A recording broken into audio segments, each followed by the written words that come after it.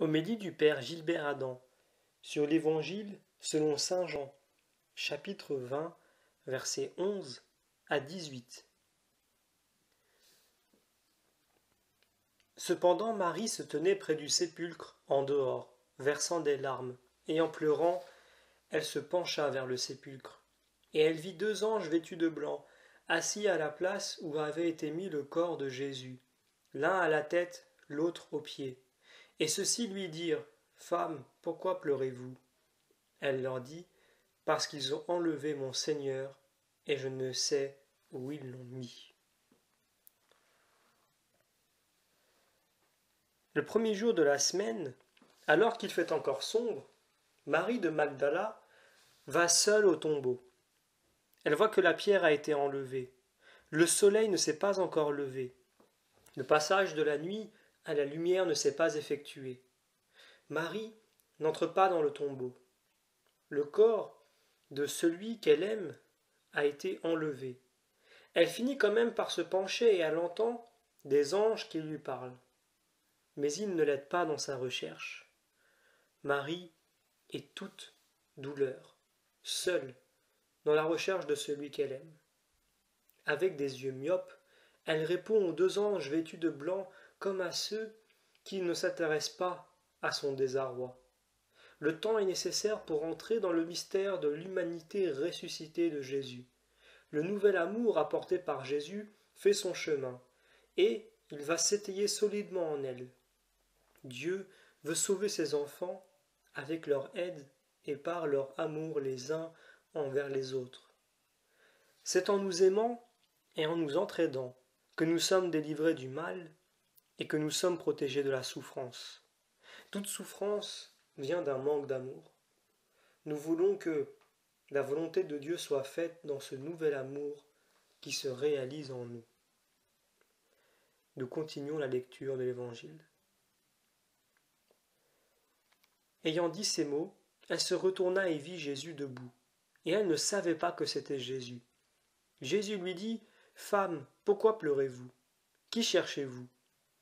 Elle, pensant que c'était le jardinier, lui dit, Seigneur, si c'est vous qui l'avez emporté, dites-moi où vous l'avez mis, et j'irai le prendre.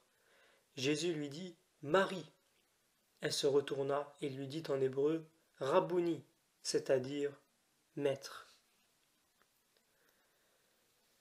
Personne ne peut reconnaître Jésus ressuscité s'il n'est pas d'abord reconnu et appelé par lui. Chacun a un nom nouveau aux yeux de Dieu. Marie. Je connais mes brebis et mes brebis me connaissent, dit-il. C'est Jésus ressuscité qui, au matin de Pâques, s'adresse à Marie-Madeleine et entre en relation avec elle. Il est là aussi pour nous et il nous appelle par notre nom. La bonne nouvelle de Jésus transporte Marie dans le domaine de la foi, dans le ressuscité. Ayant trouvé son maître, elle est invitée par lui à l'accueillir dans la nuit de la foi. Marie-Madeleine s'est attachée à lui, qui est crucifié par amour pour nous. Elle le recherche au-delà de la mort, enseveli et disparu. La bonne nouvelle de la résurrection dépasse tout, infiniment. Jésus, dans son mystère de résurrection, nous transporte dans le domaine de la foi. Le ressuscité est le vivant pour toujours. Marie-Madeleine est frappée au point d'entrer dans la résurrection et la vie en Jésus lui-même, le ressuscité, le vivant pour toujours. Nous terminons la lecture de l'Évangile. Jésus lui dit, Ne me touchez point, car je ne suis point encore remonté vers mon Père, mais allez à mes frères et dites-leur, Je monte vers mon Père et votre Père, vers mon Dieu et votre Dieu. Marie-Madeleine alla annoncer aux disciples qu'elle avait vu le Seigneur et qu'il lui avait dit ces choses.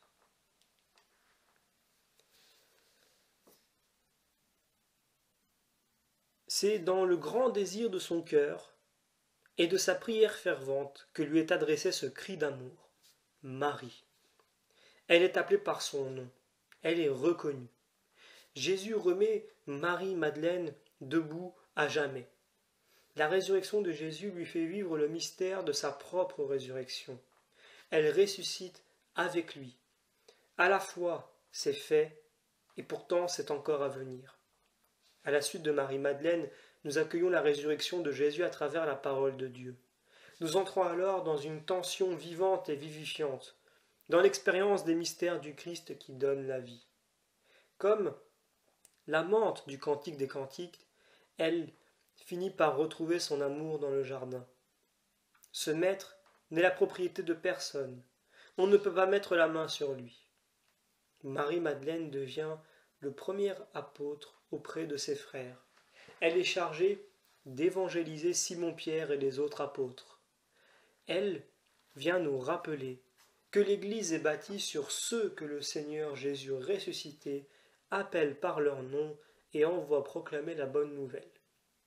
Dieu veut sauver ses enfants avec leur aide et par leur amour nous sauver les uns les autres.